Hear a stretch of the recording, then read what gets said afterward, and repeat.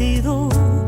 Bueno, lo cierto es que ahora es el momento de recibir en su columna Análisis Internacional a Juan Raúl Ferreira. Si buscas un portón automático para tu casa o para la oficina, asegúrate que sea fuerte, que sea seguro, que sea práctico, que sea un SEA. Porque solo un portón SEA te asegura el mayor respaldo técnico, un service propio en todo el país y la garantía de todos sus productos. Ingresa en seaportones.uy o llama al 2601-2611. Si vas a elegir un portón, que sea un SEA.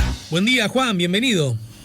Buen día, estaba escuchando los mensajes de los escuchas y aprovecho para pasar un chivo. Dale. Junto con un grupo de personalidades internacionales muy destacado, estamos organizando para el 9 de diciembre, o sea, las vísperas del Día de los Derechos Humanos, una jornada sobre justicia restaurativa, que es esta nueva generación de derechos que pretende, en algunos casos, no en todos se puede, buscar una verdadera reconciliación reparatoria para ambas partes, que permita la reinserción del culpable y la sanación de la víctima. A veces el proceso penal, típicamente, no necesariamente, perdón porque esto no tiene nada que ver con nuestra columna, pero Sí, está bien, está bien. El caso del racismo, por ejemplo, el de la violación, a veces someter a la víctima a un proceso penal para justiciar a el victimario no repara, más bien le impone a la víctima el desgaste, tanto que muchas veces no se denuncia. El primero en ponerlo en práctica en forma eficaz fue Nelson Mandela, pero ahora hay todo un movimiento internacional para tratar de promover en determinados tipos de delitos la justicia restaurativa como alternativa a la penalización. Quiere decir que cuando nos acerquemos a la fecha, a lo mejor hablamos un poquito del tema, porque van a haber expositores muy destacados a nivel internacional. Buenísimo. Bueno, y hablando de cosas buenas, pará, acá estoy emitiendo opinión y quizás no sea adecuado, pero me da la sensación que no hay otra forma de verlo. El presidente de Argentina se reunió con el presidente de Uruguay. La reunión, por diversas razones, no se había podido concretar hasta este momento, finalmente ocurrió, y como suele ocurrir en el tono ese que Uruguay es capaz siempre de proponer a sus vecinos, en un tono descontracturado, lejos del protocolo. Bueno, vos de eso sabés bastante, porque estuviste justamente como uno de tus trabajos. Hubo un artículo muy duro en el diario El País que yo respeto plenamente todo lo que dice el artículo, con algunas partes discrepo, pero respeto mucho, A ver. de Danilo Ervilla, criticando el encuentro y haciendo un hincapié justamente en el aspecto protocolar por las expresiones que dijo el canciller con posterioridad, que fue para hacerle unos mimos al presidente Fernández. Él dice que bueno, que es una expresión que retrocede. Yo lo veo desde un ángulo distinto que Ervilla, crítico también eso, pero a ver, el protocolo ha ido perdiendo lugar yo me acuerdo de la rigidez del protocolo Sí. cuando yo fui embajador, ¿no? Me acuerdo de tus primeros comentarios cuando estabas iniciando la columna, pero todo aquello que ocurría cuando un presidente cuando una visita de Estado, todo lo que ocurría en el momento de recibirlo en el aeropuerto y la mano en coche, ¿no? Bueno, yo me acuerdo de una llegada de Álvaro Ramos a Aeroparque con el canciller mexicano a las 3 de la mañana, los dos venían en el mismo avión. Álvaro Ramos regresando al Uruguay y el canciller mexicano iniciaron una visita a Argentina. Y el director del protocolo de Argentina, que fue el último canciller de Macri, nos dijo que nos quitáramos el sobre todo porque no correspondía al protocolo. Yo me lo quité, el mexicano dijo, yo no me quito nada, este pinche sobre todo, ¿no? Y cuando llegó el momento de ir al avión, le dijo, embajador, usted se queda acá y no lo dejó ir a la pista. Bueno, algunas de esas rigideces protocolares han ido perdiendo sentido, que el dueño de casa se tenga que sentar mirando a la puerta, porque en la Edad Media, si no, corría el riesgo que vinieran y lo mataran por la espalda. Yo qué sé, me parece que se ha flexibilizado mucho el protocolo, han cambiado muchas normas protocolares. Alguna falla protocolar hubo, ¿no? Es decir... No, perdón, Juan, porque está bien, yo sin pretenderlo te metí en este baile. Yo me refería que siempre es bueno y satisfactorio que los presidentes de Uruguay y Argentina hablen. A eso claro, bueno, ese es el tema de fondo y yo estoy de acuerdo contigo. Claro, lo otro me explayé, pero en realidad creo que lo menos en un largo artículo, pero Arvilla además estaba en desacuerdo con la reunión en sí misma, cosa que yo no comparto. Él se refería a la expresión esta de le quisimos hacer un mimo al presidente argentino y dice, bueno, si fue eso, no lo digan después así. Yo no creo que está bien que se descontracture el protocolo, también hay que coordinarlo un poco, ¿no?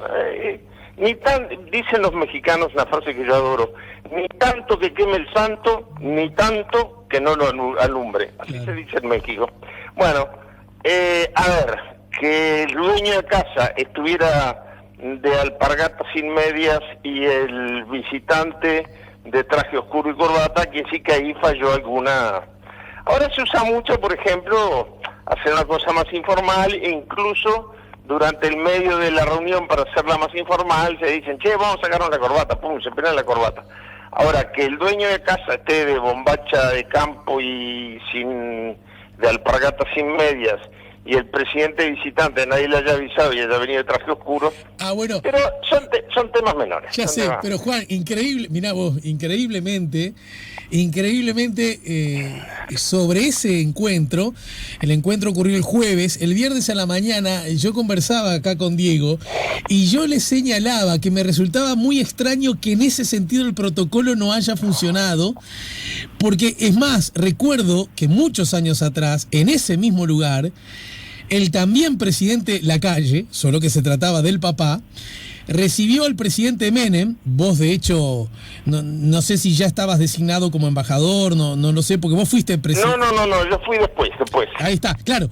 Vos no fuiste en el gobierno del Partido Nacional, sino en el segundo gobierno de Sanguinetti.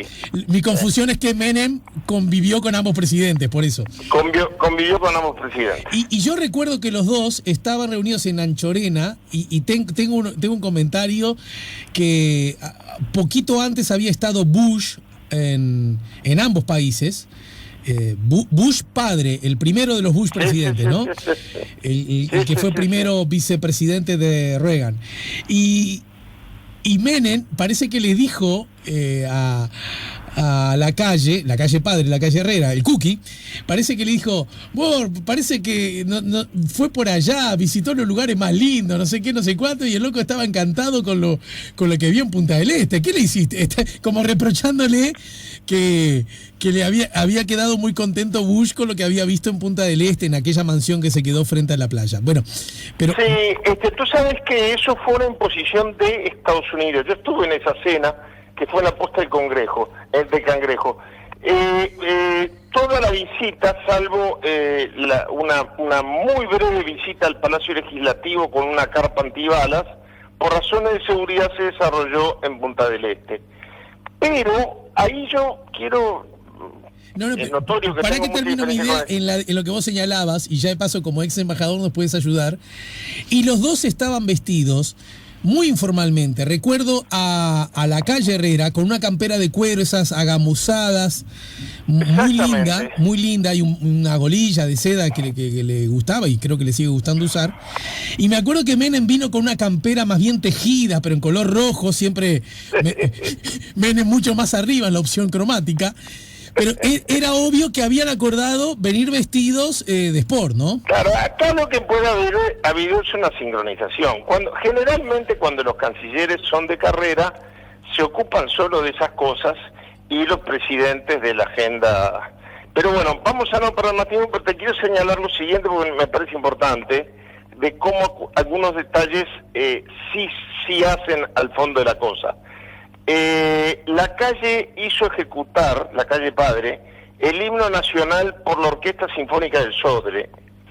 Y a Bush se le derramó una lágrima. Yo me pensé que era demagogia o qué. Pero luego, cuando llegó la posta del Cangrejo, no teníamos una gran relación personal. La calle se me acerca y me dice, apenas entre, yo te lo presento y lo llevas a ver la puesta del sol. Cosa que hice. Pasaron muchos años y en un encuentro de organismos no gubernamentales en Estados Unidos, yo me encuentro con Bush padre y le digo, yo lo conocí a usted en el Uruguay. Dice, Uruguay, nunca oí ejecutar mejor el himno de mi país, y además recuerdo la puesta del sol en Punta del Este. Claro. A mí me dio vergüenza decir, fue conmigo. Pero a veces esos pequeños detalles, en alguien que tiene una agenda tan cargada, hacen la diferencia. Bueno, vayamos al fondo del tema, que yo ahí sí tengo una visión un poco distinta que Arbilla. Yo creo que fue una cosa importante. Uruguay había cargado, desde mi punto de vista, excesivamente sus apuestas a pleno en la ruleta hacia el lado de Brasil. Y en primer lugar, hay una tradición muy grande de que Uruguay guarde cierta equidistancia entre Brasil y Argentina, sus dos grandes vecinos, únicos y grandes los dos. Los dos más grandes de la región son los dos únicos vecinos nuestros. Entonces, Uruguay muchas veces puede jugar un papel de equilibrio en la tensión entre los dos países. Siempre que hemos apostado o a Argentina o a Brasil, en vez de jugar ese papel de equilibrio, nos ha ido mal. Uh-huh. Yo recuerdo cuando todavía no se hablaba del Mercosur, se hablaba de un acuerdo bilateral entre Argentina y Brasil, que todos habían fracasado antes. Estábamos de paso por Brasilia hacia Estados Unidos, hacia la reunión de las Naciones Unidas. Yo como presidente de la Comisión de Asuntos Internacionales del Senado, Enrique Iglesias como canciller, y presenciamos, nos invitaron a un almuerzo de Celso Hurtado con Dante Caputo, los cancilleres de Brasil y de Argentina. Y cuando terminaron, Celso Hurtado dijo, qué fácil es entenderse con los hermanos argentinos. Hizo una pausa y dijo, en presencia de los hermanos uruguayos. Y ese ha sido también un poco el papel de Uruguay en el Mercosur, ¿no? Ser un poco el equilibrio. Y acá, desde el inicio de este gobierno, yo he sido muy crítico, con lo cual tengo la obligación ahora de reconocer que fue un acierto, el exceso de inclinación hacia Brasil. Por ejemplo, cuando Argentina en el Mercosur decide bajarse de las conversaciones para un tratado de libre comercio con Corea, Brasil decide seguir adelante y Uruguay va atrás de él. Chau Mercosur. Por ejemplo, cuando Argentina decide proclamar, con el apoyo de varios países latinoamericanos, a Gustavo Vélez como presidente del Banco Interamericano de Desarrollo, para tener que lidiar con toda la situación de nuestros países en la pospandemia, Brasil y Uruguay promueven el candidato de Donald Trump, que no tenía mucho sentido porque iba a perder la elección casi que seguramente, como efectivamente la perdió. Pero luego, a instancias de México, se procura una mediación para que Uruguay acepte un compás de espera hasta que se conozca el resultado electoral. Y Uruguay y Brasil dijeron que no. Es decir, hasta ahora, bueno, mantengo bastantes contactos por algunos viejos amigos que están en la actual administración. Hubo mucha molestia en Argentina, vamos a decir las cosas como son, porque no solamente se votó un candidato americano que los estatutos del BID lo prohíben, sino que además era contra la opinión de más de la mitad de Estados Unidos, porque ganaron los demócratas y los demócratas estaban en contra. Tercero, es un instrumento que necesitamos. Cuarto, el candidato argentino. Pero quinto, como si todo esto fuera poco, ahora va a quedar Donald Trump, lo único que le queda de poder es el instrumento, la herramienta que le dieron Uruguay y Brasil, que es el control del Banco Interamericano de Desarrollo, un hombre de su absoluta confianza. Pero además, Argentina se enteró por la prensa. La Cancillería se comió, esgrimió un argumento formal, que es que el presidente Lacalle Pou había pasado la decisión de la órbita diplomática a la del Ministerio de Economía, y que en esa medida no había por qué comunicar. Lo cierto es que venía rebulinche la cosa con Argentina. Cuando el canciller argentino le va a entregar la presidencia pro tempore al canciller uruguayo, por la primera reunión del Mercosur por Zoom, hacen renunciar a Talvi ese día, que sí que no sé a quién se la entregó, algún funcionario a cargo, la subsecretaria. Es decir, no venían bien las relaciones con Argentina. Y esto equilibra un poco. No ha trascendido y me parece bien, si fue una reunión descontracturada, una reunión que no trascienda los temas que trataron, pero es una señal de, bueno, también nos importa Argentina. Creo que hay mucho camino para recorrer, pero que el primer paso, yo en eso, con todo el respeto que le tengo por su trayectoria y por lo bien fundamentada que está su posición en el diario El País, discrepo un poco con lo de Hervida. Creo que se ha dado un paso en la dirección correcta de iniciar un diálogo. No había diálogo. Habían tenido una conversación por Zoom y punto. Bueno, ahora de eso pasamos a la próxima reunión, van los dos de alpargato, los dos de traje y quedamos bárbaros. Pero creo que ha sido, en serio, creo que ha sido un paso importante, porque hasta ahora Uruguay parecía como un apéndice, porque Uruguay no puede decir que es un aliado estratégico de Brasil. Brasil puede ser un aliado estratégico para Uruguay, no nos conviene, pero Uruguay aliado de Brasil, no le incorporamos ningún valor agregado a ninguna capacidad negociadora de Brasil, para bien o para mal. A todo esto además, Fernández está pasando un momento muy, muy complejo a raíz del coronavirus y a raíz del uso de la oposición del coronavirus. Pero en Brasil la popularidad de Bolsonaro se ha venido abajo en picada. La iglesia brasilera, que tiene un poder muy grande, ya se ha manifestado abiertamente en contra, y en las elecciones municipales del domingo antepasado fueron un desastre para Bolsonaro. No ganó, eran municipales. Yo sé que muchas veces en los municipios priman otros criterios, etcétera, pero no ganó en ningún municipio de Brasil. Sí, creo que lo conversábamos contigo la semana pasada, que si bien hay que hacer esa discriminación fundamental, la que estás haciendo vos, que son elecciones de otro tipo, de otra naturaleza, y por lo tanto atravesadas, en alguna medida lo sabemos también nosotros acá, por otras lógicas, digamos también, si hubieran ganado todos los candidatos de Bolsonaro, al otro día todos titulábamos, ganaron los candidatos de Bolsonaro, y esto implica un apoyo al presidente, ¿no? Él hizo campaña, además, por los candidatos de su partido. Perdió lo que históricamente, tradicionalmente juega al revés. Perdió en su ciudad natal. San Paulo es la ciudad más importante, numéricamente, productivamente, comercialmente, desde todo punto de vista. Y en San Paulo el partido de Bolsonaro a duras penas llegó a un 8%, creo que un 7.8%, una cosa por el estilo. Entonces, creo que es muy bueno que Uruguay empiece a tender puentes por más pandemia que haya. Es más, si nuestro canciller ha hecho cuarentena de ida y cuarentena de vuelta para visitar a Mike Pompeo, que le quedaban semanas de secretario de Estado en Estados Unidos, y si ahora va a ver a la ministra de Relaciones Exteriores de Angela Merkel, cuarentena de ida y cuarentena de vuelta, bueno, algún viajecito a Buenos Aires. Lo de Anchorena fue muy bueno.